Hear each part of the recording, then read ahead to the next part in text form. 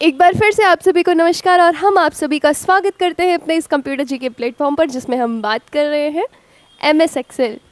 कौन सा वर्जन है हमारा? 365 वर्जन है, वो भी हम उसमें फार्मूला कवर कर रहे हैं। ठीक है, इसके पहले वाले लेक्चर में हम लोगों ने 2-4 बेसिक फार्मूले देख लिए थे।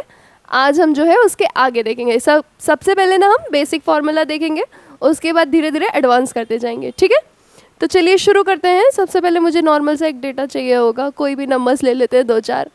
जैसे यहाँ 56 लिया हमने, 78 लिया एंड देन 89 ले लिया। ओके, फिर उसके बाद जो हमारा फार्मूला में है ये ऑटो सम वाला फीचर जो है यहाँ पर हमने काउंट नंबर्स तक आई थिंक हमने कर लिया था। ओके, आज हमें मैक्सिमम कर लिया था और आज हमें मिनिमम से करना है। ठीक है, मिनिमम नॉर्मली क्या करेंगे, आप यहाँ पर अगर सेल रेंज सेलेक्ट करेंगे और मिनिमम पे क्लिक कर देंगे तो वो मिनिमम बता देगा, लेकिन इसको हम बाय फार्मूला यूज़ करेंगे। सबसे पहले प्रेस करेंगे इक्वल टू, देन राइट करेंगे मिनिमम, देन उसके बाद आप ब्रैकेट इंसर्ट करेंगे। उसके बाद आपका जो सेल रेंज है उसको आप सेलेक्ट कर देंगे एंड देन ब्रैकेट को जब क्लोज करके आप इंटर प्रेस करेंगे तो आपका जो सबसे मिनिमम नंबर है वो आ जाएगा। जैसे कि इसमें सबसे छोटा नंबर यानी मिनिमम नंबर जो है वो आपका 56 है। ठीक है, अभी तो ये बहुत ज़्यादा छोटा डेटा है। अगर आपको कोई वर्क दिया जाए, मान लीजिए एक सिंपल सा टास्क ले लीजिए आप लोग अपने लिए, आप एक डेटा बनाइएगा जिसमें जो है आप स्टूडेंट्स के मार्क्स राइट करेंगे। जैसे किसी भी एक क्लास का फिर ढेर सारे स्टूडेंट्स होंगे उनके मार्क्स, तो उसमें आप ये करेंगे कि मैथ्स में सबसे कम नंबर किसका आया है या हिंदी इंग्लिश में, इस तरह से। ठीक है, जब आपका लार्ज नंबर में डेटा बनता है तो मिनिमम का जो फॉर्मूला है बहुत ज़्यादा यूज़ होता है कि अगर पूछ ले कि जो है सबसे मिनिमम मार्किंग किसकी है या सबसे मिनिमम वेज किसका है, तब आप इस फॉर्मूले को यूज़ करेंगे। ठीक है, अब अगला देख लेते हैं। अगला फॉर्मूला कौन सा है यहाँ पर, वो है ऐड का। ऐड का मतलब है कि अगर जो आपको प्लस करना है, जैसे आपने इक्वल टू प्रेस किया ना, फिर आपने एक सेल रेंज जैसे एक सेल आपने सेलेक्ट किया, फिर जब आप प्लस एंटर करते हैं, जैसे यहाँ पर आपने 2 सेल को सेलेक्ट कर लिया, 3, 4, 5 को सेलेक्ट करके जब आप एंटर प्रेस करेंगे तो आपका सम आ जाएगा। ऐड का मतलब होता है, ऐड में उसमें क्या था मालूम, कि आप रेंज सेलेक्ट करते जाके ऐड पर क्लिक कर देते तो वो पूरा ऐड होकर के आ जाता। और यहाँ पर जो है आपको जो ऐड करना है वो इस तरीके से करना है। कई बार आपको ना ये पूरा सेल रेंज नहीं ऐड करना होता है, आपको कुछ नंबर्स ऐड करने होते हैं। जैसे मान लीजिए हमें सिर्फ 56 और 56 ऐड करना है। ठीक है, तो हमने ऐड किया।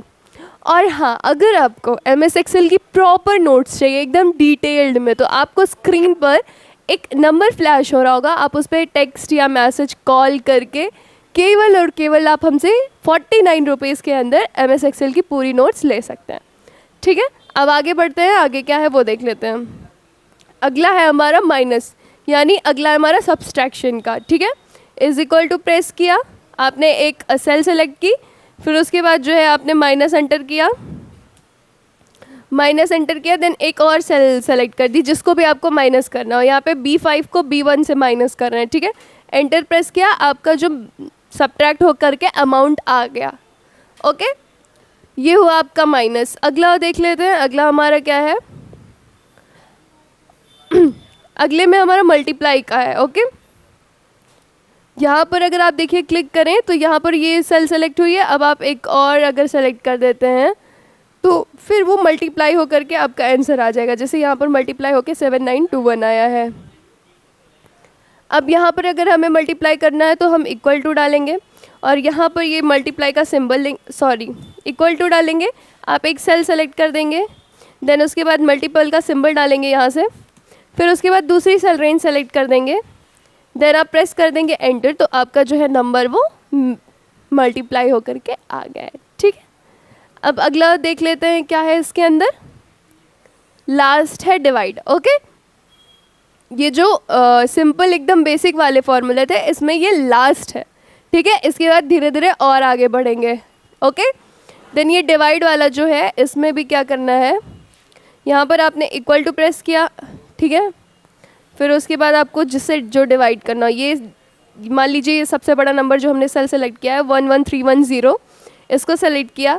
अब हमें करना है डिवाइड, तो यहाँ पर आपको स्लैश दिखा, स्लैश, फिर उसके बाद आप ये डिविडेंट है, आपको जो डिवाइड करना है वो डिविडेंट है, और आपको डिवीजर लेना है। जैसे मैं यहाँ पर डिवीजर आपका 56 ले रही हूँ, अब आप जब एंटर कर देंगे ना तो आपका डिवाइड होकर के आ जाएगा, ठीक है। और लगभग अगर आपको कोई भी डाउट आ रहा है किसी भी चीज़ के अंदर, आप हमसे पूछेंगे, हम पूरी कोशिश करेंगे हम लोग कि आपको सही से आपके पूरे डाउट को सॉल्व कर सके, ठीक है।